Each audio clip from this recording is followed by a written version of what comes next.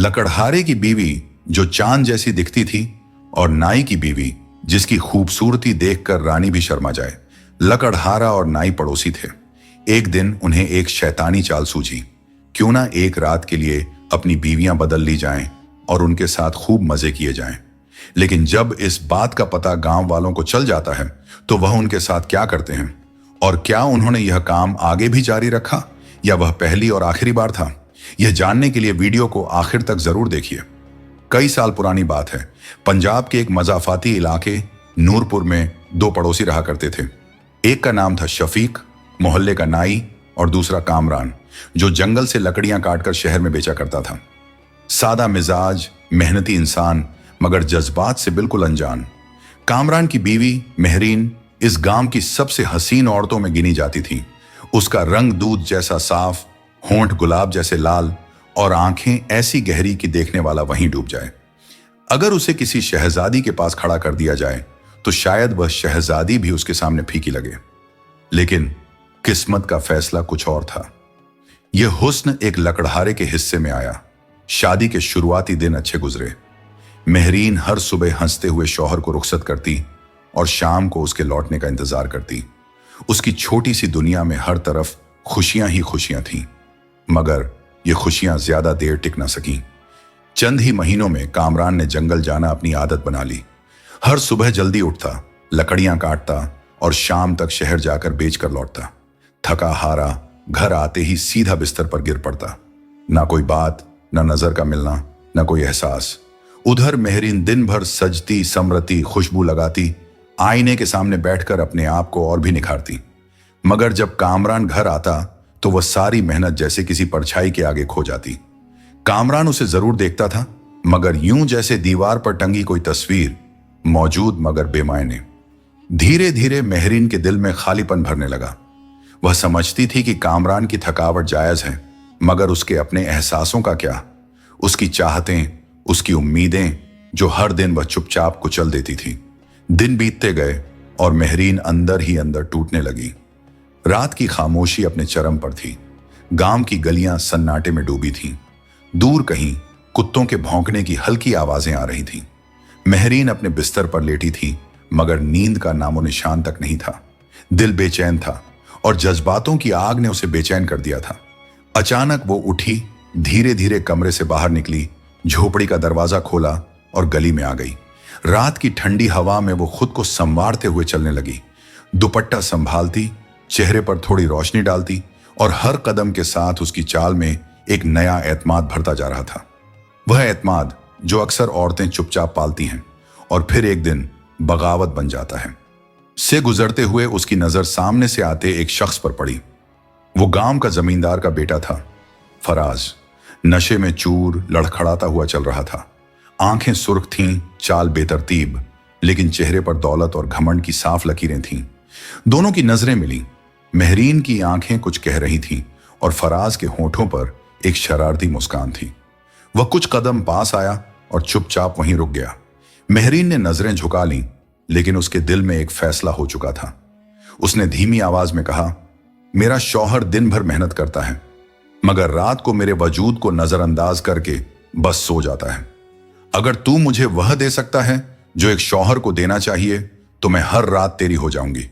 राज ने आगे बढ़कर उसका हाथ थामा, बिना कुछ कहे उसे हवेली की तरफ ले गया। वो हवेली जो रात की रोशनियों में डूबी थी और जिसके दरवाजे खुले थे। उस रात मेहरीन और फराज के बीच वो रिश्ता बना जो सिर्फ निकाह में जायज होता है। सारी रात वह एक ही बिस्तर पर रहे। शर्म, हया सब पीछे छूट गया। मेहरीन के अंदर जो प्यास थी शायद बुझ गई थी, या शायद एक नई आग लग चुकी थी जिसका एहसास उसे सुबह तक हुआ। सुबह की हल्की रोशनी में मेहरीन चुपचाप हवेली से निकली। चेहरा खामोश था, मगर दिल भारी था। बिना किसी आहट के घर वापस आई और वैसे ही बिस्तर पर लेट गई जैसे कुछ हुआ ही नहीं। थोड़ी देर बाद कामरान जागा, नाश्ता किया और रोज की तरह जंगल की ओर निकल गया जैसे हमेशा करता था। मगर अब यह एक रात की बात नहीं रही। अब हर रात कामरान के सोते ही मेहरीन हवेली चली जाती। प्राज उसका इंतजार करता और फिर उनकी रातें बीतती। कामरान बेखबर था। वह समझता रहा कि वह एक अच्छा शौहर है जो बीवी को सब कुछ देता है, मगर वह नहीं जानता था कि बीवी की सबसे बड़ी जरूरत उसका साथ वो बहुत पहले खो चुका था। कई दिन ऐसे ही बीत गए। एक रोज कामरान हमेशा की तरह जंगल गया।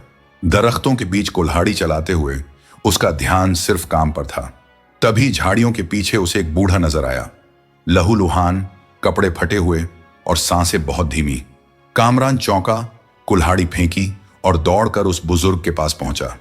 बाबा जी, क्या हुआ आपको? बूढ़े ने कमजोर आवाज में कहा। पानी बेटा, पानी दे दे। कामरान ने बोतल निकाली, उन्हें पानी पिलाया और सहारा देकर बैठाया।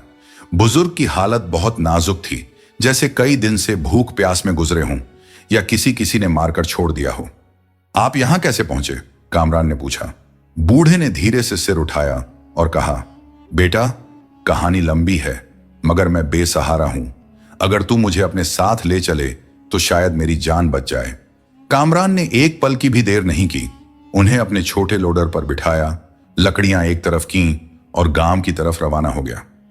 रास्ते भर बस यही सोचता रहा, यह बुजुर्ग कौन है, कैसे पहुंचे यहां और क्यों आज मेरी जिंदगी में आए। उसे क्या पता था, यही बुजुर्ग उसके हाल और आने वाले वक्त का सबसे बड़ा राज साथ लाए हैं। जब कामरान ने उस जख्मी बुजुर्ग को जंगल से उठाया तो उसके दिल में बस इंसानियत का जज्बा था। वह उन्हें अपने गांव ले आया और घर के पास बनी एक पुरानी झोपड़ी में नर्म बिस्तर लगाया, दवा दी, खाना खिलाया और रात को एक लालटेन जलाकर दरवाजे पर रख दी। वो बुजुर्ग खामोश तबीयत का था, बहुत कम बोलता, मगर उसकी आंखें हर चीज को बहुत गौर से देखती थीं। उन आंखों में उम्र की थकावट थी और जैसे दुनिया का सारा दर्द जमा हो गया हो। लगता था जैसे वह हर बात बिना सुने समझ लेता हो। रात हुई, कामरान थका हारा बिस्तर पर लेट गया। उधर बुजुर्ग करवटें बदलता रहा। ना उसे नींद आ रही थी, न चैन। शायद चोटों का दर्द था या दिल में कोई पुरानी टीस। कुछ तो था जो उसे सोने नहीं दे रहा था। तभी उसे एक हल्की सी आहट सुनाई दी। न दरवाजा खुला, न कोई वापसी की आवाज, लेकिन महसूस हुआ जैसे कोई चुपचाप बाहर जा रहा हो। उसने जल्दी से अपनी लालटेन बुझाई और झोपड़ी के कोने से बाहर झांकने लगा। उसकी नजरें देख रही थीं। मेहरीन चुपचाप सज-धज कर झोपड़ी से बाहर निकल रही थी। उसकी चाल में वो बेचैनी थी जो छिपने की कोशिश कर रही हो। बुजुर्ग ने यह मंजर देखा और उसकी आंखों में कुछ पल के लिए चमक आ गई। वो कुछ बोला नहीं, लेकिन अंदर ही अंदर सब समझ गया। सुबह कामरान जल्दी उठा। वो फिर जंगल जाने की तैयारी कर रहा था जब बुजुर्ग ने धीमी आवाज में पुकारा, बेटा, अगर बुरा ना मानो, एक बात कहनी है। कामरान झोपड़ी के पास आया। बुजुर्ग ने गहरी नजरों से उसकी तरफ देखा और कहा, आज रात तुम सोना मत, बस सोने का बहाना करना, क्योंकि जब तुम सोचते हो कि तुम्हारी बीवी तुम्हारे पास होती है, वो सच में नहीं होती। कामरान जैसे सन्न रह गया, जिस्म ठंडा हो गया, जबान बोलने से इनकार कर गई। ऐसा लगा जैसे किसी ने उसके सीने में एक कील ठोक दी हो। क्या मतलब? वो मुश्किल से पूछ सका। बुजुर्ग ने उसकी आंखों में देखकर कहा, जो तुम सोच रहे हो वही सच है। तुम कुछ मत कहना, बस देखना और सोने का ऐसा नाटक करना कि तुम्हें खुद भी लगे तुम जाग रहे हो या सच में सो गए हो। कामरान ने कुछ नहीं कहा, चुपचाप घर से बाहर निकल गया। उसका दिल जैसे टूट चुका था। उस दिन जंगल में लकड़ियां काटने की बजाय वो एक दरख्त की जड़ में बैठा रहा। कुल्हाड़ी हाथ में थी, मगर दिमाग में बस एक सवाल घूम रहा था, क्या मेहरीन? क्या वो सच में? वो खुद को कोसने लगा। मैंने कभी उसके हुस्न की कदर नहीं की, उसके जज्बात को नजरअंदाज किया। मैंने समझा बस कमाना ही मेरा फर्ज है, मोहब्बत देना नहीं। कामरान की आंखों से आंसू बहने लगे। उसने पहली बार खुद से माना वो एक अच्छा कमाने वाला शौहर था, मगर एक मोहब्बत करने वाला शौहर नहीं। शाम ढल चुकी थी, अंधेरा हर तरफ फैल चुका था। चांद की हल्की रोशनी आसमान में थी, मगर ठंडी हवा सब कुछ समेटे जा रही थी। कामरान धीरे धीरे घर में दाखिल हुआ। चेहरा बिल्कुल सपाट, मगर अंदर जैसे कोई तूफान पल रहा हो। उसने बीवी से नजरें नहीं मिलाई, ना खाना खाया, बस सीधा जाकर अपने बिस्तर पर लेट गया। मेहरीन, जो रोज की तरह आज भी सज धज कर बैठी थी, उसे यूं खामोश देखकर फिर से उदास हो गई। उसने सोचा, शायद आज भी वही बात है। शौहर थका हुआ होगा, नींद में डूबा होगा। उसे क्या मालूम था कि आज कामरान सिर्फ लेटा नहीं है, जाग रहा है, सोने का सिर्फ बहाना कर रहा है। कामरान की आंखें बंद थीं, मगर उसका जहन पूरी तरह होश में था। वो सांसों की हलचल तक सुन रहा था। मेहरीन ने वक्त देखा, धीरे से उठी, आईने के सामने जाकर फिर से दुपट्टा संवारा, पांव में नरम जूती डाली और दबे कदमों दरवाजा खोला। जैसे ही वह बाहर निकली, एक मजबूत हाथ ने उसका बाजू पकड़ लिया। कहां जा रही हो? मेहरीन का चेहरा जर्द पड़ गया। उसने नजरें उठाई, सामने कामरान था। मैं वो कुछ कह नहीं सकी। कामरान की आवाज में सालों की खामोशी का गुब्बार था। सब जान चुका हूं, रोज रात सज-धज कर जाना। मैं अंधा नहीं हूं, बस देख रहा था, सब्र कर रहा था, मगर अब बहुत हो गया है। उसने गुस्से से उसका हाथ झटका और खींचते हुए घर के पीछे नीम के दरख्त तक ले गया। अब तमाशा खत्म, आज यह रस्सी तुझे तेरी हकीकत दिखाएगी। कामरान ने एक मोटी रस्सी से मेहरीन को दरख्त से बांध दिया। मेहरीन चीखी, मगर आवाज अंधेरे में खो गई। कामरान एक नजर उसे देखकर वापस अंदर चला गया। मेहरीन ठंडी हवा में कांपने लगी। उसका दुपट्टा उड़ रहा था, आंखों से खामोश आंसू बह रहे थे। कुछ ही देर बाद पड़ोसन रूबीना, जो बच्चों के लिए दूध गर्म कर रही थी, आंगन में आई। उसकी नजर अचानक दरख्त की तरफ गई। या अल्लाह, ये तो मेहरीन है। वो चौंकी, जल्दी से चादर ओढ़ी और बाहर भागी। दरख्त के पास पहुंचकर देखा, मेहरीन बंधी हुई थी। अरे, ये क्या हुआ? कामरान ने तुम्हें यूं क्यों बांध दिया है? मेहरीन कुछ पल खामोश रही, फिर धीरे से बोली, रूबीना, जो तुम सोच रही हो वैसा कुछ भी नहीं है। रूबीना रुकी, फिर पूछा, तो फिर सच क्या है? तो फिर क्या हुआ है? रूबीना झुककर मेहरीन का चेहरा देखने लगी, जो ठंड में कांपती रस्सी से बंधी बैठी थी। मेहरीन की आंखें आंसुओं से भरी थीं, होंठ कांप रहे थे, आवाज जैसे गले में अटक गई हो। फिर बमुश्किल वो बोली, असल में बात कुछ और थी। कल रात उस बुजुर्ग ने मुझसे एक शर्मनाक बात कह दी। रूबीना सन्न रह गई। क्या कहा उसने? उसने कहा कि मैं उसकी तन्हाई मिटा दूं। मैंने साफ मना कर दिया। मैंने कहा, आप मेरे बाप की उम्र के हैं, मैं ऐसा कभी नहीं कर सकती। फिर रूबीना ने पूछा, फिर उसने बदला लिया? मेरी इज्जत को मिट्टी में मिला दिया। कामरान को जाकर कह दिया कि मैं हर रात किसी और से मिलने जाती हूं। रूबीना ने गहरी सांस ली। और तुम्हारे शौहर ने? उसने एक लफ्ज नहीं पूछा, बस यकीन कर लिया, और आज यह सजा दे दी मुझे। कुछ पल यूं ही चुपचाप बीत गए, सिर्फ ठंडी हवा और रस्सी की सरसराहट बाकी थी। रूबीना ने कांपती आवाज में कहा, मगर तुम यूं ही यहां बंधी कैसे रहोगी? यह ठंड, बीमार हो जाओगी। मेहरीन ने धीमे लहजे में कहा, अगर मैं यहां से गई और वह जाग गया तो समझेगा मैं भाग गई हूं। फिर वह मुझे ढूंढ कर ले आएगा और शायद जान भी ले लेगा। अब उसमें ना सुनने का सब्र बचा है, ना समझने का हौसला। रूबीना कुछ पल सोचती रही, फिर पूछा, अब क्या करोगी? मेहरीन ने गहरी सांस ली। बस एक मदद चाहिए। तुम मेरी पड़ोसन हो, बहन जैसी हो। क्या तुम थोड़ी देर के लिए मेरी जगह इस रस्सी से बंध सकती हो? मैं बस अपने बाबा के पास जाती हूं, उन्हें सब सच बताने। तुम कुछ मत कहना, बस मेरी जगह बैठ जाना। अंधेरा है, वो जल्दी पहचान नहीं पाएगा। मैं जल्द लौट आऊंगी, वादा करती हूं। रूबीना हैरत में थी। अगर किसी ने देख लिया तो? तुम चुप रहना, कुछ ना बोलना, बस मेरी तरह बंधी रहना। रूबीना कुछ पल खामोश रही, फिर धीरे से झुकी, मेहरीन के हाथ खोल दिए। जाओ, मैं तुम्हारी जगह बैठती हूं। मेहरीन की आंखों में राहत की चमक थी। अल्लाह तुम्हें इसका सिला देगा। रूबीना। वो जल्दी से अपनी चादर संभालती हुई झोपड़ी के पीछे बंधे घोड़े की तरफ बढ़ी। घोड़ा जैसे पहले से समझ गया हो कि अब वक्त आ गया है। अंधेरी रात थी, ठंडी हवा और बस घोड़े की सांसों की आवाज। मेहरीन ने लगाम थामी, एड़ लगाई और घोड़ा दौड़ता हुआ गांव के बाहर निकल गया। इधर रूबीना ने खुद को वैसे ही बांधा जैसे कुछ देर पहले मेहरीन बंधी थी। अब वो उस नीम के दरख्त से टेक लगाए बैठी थी, मगर उसके चेहरे पर एक अजीब सी खामोश कुर्बानी लिखी थी। उस नाई की बीवी मेहरीन पर यकीन करके उसकी जगह रस्सी से बंध गई और उस लकड़हारे की बीवी घोड़े पर सवार जमींदार के उस अय्याश बेटे के पास चली गई। कामरान बाहर निकला, सर्द हवा में हिलती रस्सी को देखा और उसका दिल जैसे पिघल गया। दरख्त से बंधी औरत के कपड़े हवा में उड़ रहे थे। ठंड में कांपते उस वजूद ने उसके अंदर के गुस्से को शर्मिंदगी में बदल दिया। वो धीरे धीरे कदम बढ़ाने लगा। जैसे ही दरख्त के पास पहुंचा, दिल में एक रहम सा जाग उठा। मेहरीन, उसने धीरे से पुकारा। बांधी हुई औरत, जो असल में रूबीना थी, चौंकी मगर कुछ बोली नहीं, सिर्फ नजरें झुका ली। कामरान ने रस्सी खोली, नरमी से कहा, चलो अंदर चलो, ये ठंड तुम्हें बीमार कर देगी। चांद की हल्की रोशनी रोशन से झोपड़ी के अंदर तक आ रही थी। कामरान ने रूबीना का हाथ थामा, जिसे वह अपनी बीवी समझ रहा था, और अंदर ले गया। रूबीना का दिल जोर से धड़कने लगा। हर कदम पर डर था, कांप थी। झोपड़ी के अंदर पहुंचते ही उसने एक पल को सोचा कि सच बता दे, मगर फिर दिल ने डर से रोक लिया। अगर उसने मेरे शौहर को बता दिया तो, अगर मेरी इज्जत चली गई तो। वो चुप रही। कामरान ने दरवाजा बंद किया, धीमे लहजे में बोला, मेहरीन, आज मैं तुमसे माफी मांगता हूं।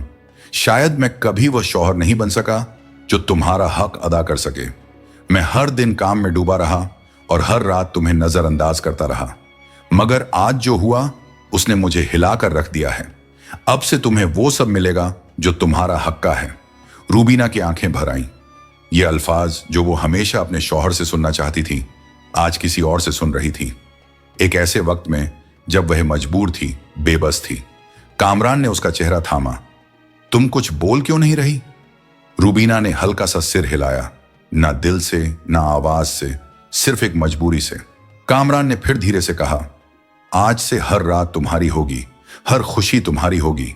और वह उसे अपने पास ले गया। रूबीना अंदर से टूट रही थी, मगर फिर भी चुप थी। एक डर, एक मजबूरी और एक खौफ ने उसकी आवाज छीन ली थी। रात के अंधेरे में वह दोनों एक ही बिस्तर पर थे। एक को यकीन था कि वो अपनी बीवी के साथ है, दूसरी को एहसास था कि उसकी इज्जत की आखिरी सांस चल रही है। चांदनी खिड़की से झांक रही थी, मगर झोपड़ी के अंदर का अंधेरा अब भी गहरा था। रात बीतती रही, एक खामोशी के आंचल में लिपटा हुआ गुनाह, जो इरादे से नहीं मजबूरी से हुआ था। उधर नाई के घर रूबीना का शौहर रशीद नींद में करवटें बदल रहा था।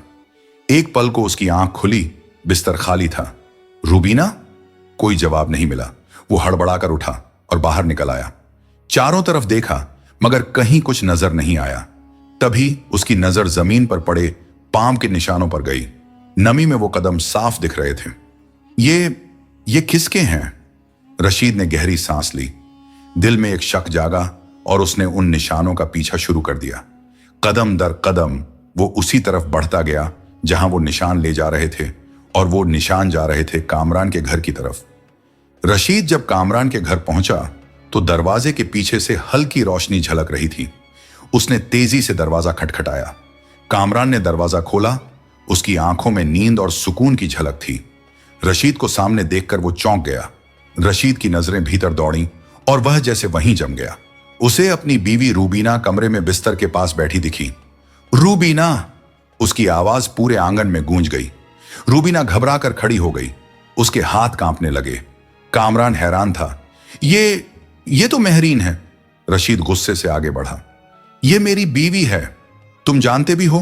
तुमने क्या किया? अब मोहल्ले के लोग भी शोर सुनकर निकल आए थे। हर तरफ नजरें, फुसफुसाहटें और सवाल थे। रशीद ने कामरान का गिरेबान पकड़ा और धक्का दिया। तुमने मेरे घर की इज्जत को रौंदा है। अब यह मामला काजी के सामने जाएगा। कामरान हक्का बक्का खड़ा था। उसे समझ ही नहीं आ रहा था कि जिसे वो अपनी बीवी समझ रहा था, वह दरअसल नाई की बीवी थी। लोग दोनों को पकड़कर काजी साहब के सामने ले गए। अदालत में सन्नाटा था। काजी साहब ने पूछा, बताओ क्या मामला है? रशीद ने पूरी कहानी सुनाई। जनाब, मेरी बीवी रात को घर से गायब थी और मैंने उसे इस आदमी के साथ पाया। यह जिना का मामला है। काजी ने कामरान की तरफ देखा। क्या तुम्हें पता था यह औरत तुम्हारी बीवी नहीं है? कामरान की आवाज धीमी थी। मुझे यकीन था यह मेरी बीवी है। उसी का लिबास, वही खामोशी। मैं समझा वही है। मैंने उसे आजाद किया और शौहर का हक अदा किया। हाल में एक ठहराव आ गया। काजी ने सिर उठाया और कहा, शहादतें और हालात गवाही देते हैं कि निकाह नहीं था, तो कामरान पर हद जिना लागू होगी, उसे संसार किया जाएगा। यह सुनते ही रशीद ने जैसे सुकून से सांस ली, मगर कामरान चुपचाप खड़ा था। ना कोई शिकवा, ना डर, सिर्फ थकावट। काजी ने कहा, तुम्हें आखिरी ख्वाहिश का हक दिया जाता है। बताओ क्या ख्वाहिश है? कामरान ने सिर झुकाया। हुजूर, मेरी ख्वाहिश शायद कोई ना पूरी कर सके। काजी बोले, अदालत वादा करती है, जो कहोगे होगा। कामरान ने सिर उठाया। अब उसकी आवाज में ठहराव था और ताकत। तो सुनिए, मेरा आखिरी हक है कि मुझे पहला पत्थर वही मारे जिसने अपनी जिंदगी में कभी किसी गैर औरत को हाथ ना लगाया हो, कभी बुरी नजर से ना देखा हो, कभी अपने दिल या नियत से कोई गुनाह ना किया हो, ना नजर से, ना सोच से, ना अमल से। अदालत सन्नाटे में डूब गई। लोग एक दूसरे की तरफ देखने लगे।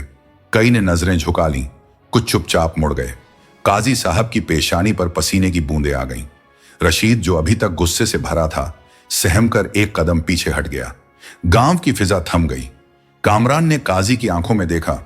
हुजूर, अगर यहां कोई ऐसा है तो पहला पत्थर उसी का हक है, वरना मेरी गलती, मेरा धोखा शायद मेरी माफी के काबिल हो।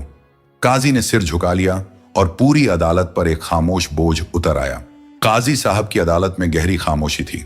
हर नजर कामरान पर टिक गई थी, उस आदमी पर जिसने कुछ ही लफ्जों में गांव की इज्जत, झूठी गैरत और मुनाफिकत को नंगा कर दिया था। काजी साहब ने कुछ देर बाद सिर उठाया, धीमे लहजे में बोले, क्या तुम अदालत के सामने कुछ कहना चाहते हो? कामरान ने एक गहरी सांस ली, नजरें झुकाए हुए बोला, जी हुजूर, मैं बस एक सच्चाई कहना चाहता हूं।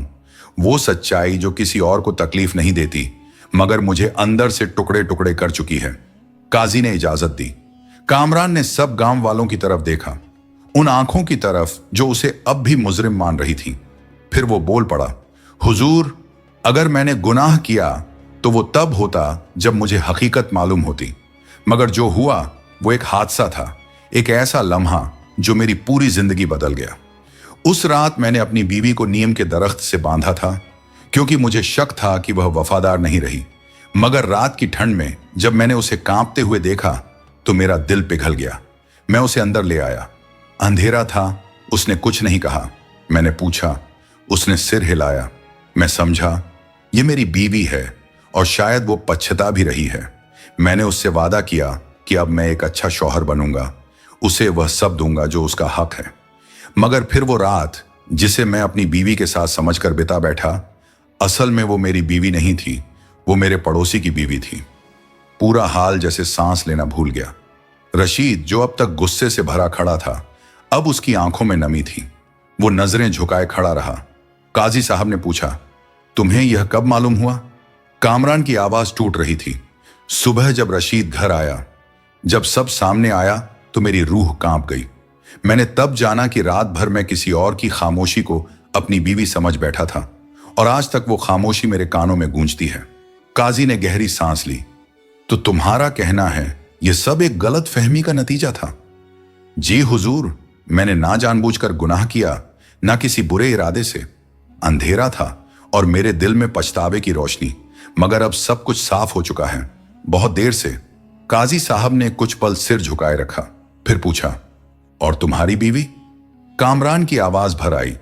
उसने वाकई मेरी बेवफाई की, मेरी गैरत को तोड़कर रख दिया, और जब मैंने उसे माफ नहीं किया तो किस्मत ने मुझसे वो कीमत ली जो शायद मैंने कभी मांगी ही नहीं थी।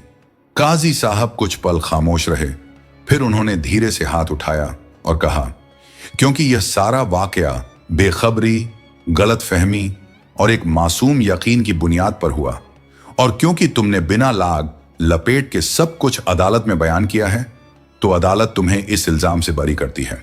गांव के लोग एक दूसरे को देखने लगे, कभी हैरत से, कभी शर्म से। काजी साहब ने आगे कहा, मगर वो शख्स, जमींदार का बेटा, जिसने इस औरत को महीनों तक अपनी हवस का शिकार बनाया, जो रातों को उसके जिस्म से खेलता रहा, उसे बख्शा नहीं जाएगा। उस पर हद जिना लागू की जाएगी ताकि आने वाली नस्लें इबरत सीखें। काजी ने फैसला सुनाया, उसे गांव के सामने संसार किया जाए। कुछ ही देर में गांव के चौराहे पर वो जमींदार का बिगड़ा बेटा, जिसकी जवानी सिर्फ शहवत से भरी थी, पत्थरों के नीचे खामोश हो गया। इंसाफ का पहिया धीरे चला, मगर सच्चाई ने उसे थमने ना दिया। उस रात के बाद कामरान ने मेहरीन को तलाक दे दी और बरसों तक वो गांव में एक मिसाल बनकर याद किया गया। लोग कहते थे, अंधेरा सिर्फ रात का नहीं होता, अगर दिल में रोशनी ना हो तो दिन में भी रास्ता गुम हो जाता है। सबकत दोस्तों, इस पूरे वाक्य से हमें एक गहरा सबक मिलता है। कभी भी किसी की खामोशी को कमजोरी मत समझो, कभी भी किसी के जाहिर को देखकर फैसला मत करो। और गलत फहमी, बदगुमानी और इंतकाम, ये तीन जहर हैं जो हर रिश्ते को चुपचाप मार देते हैं। अल्लाह हमें समझ, सब्र और सच्चाई की रोशनी अता फरमाए। आमीन या रब्बुल आलमीन।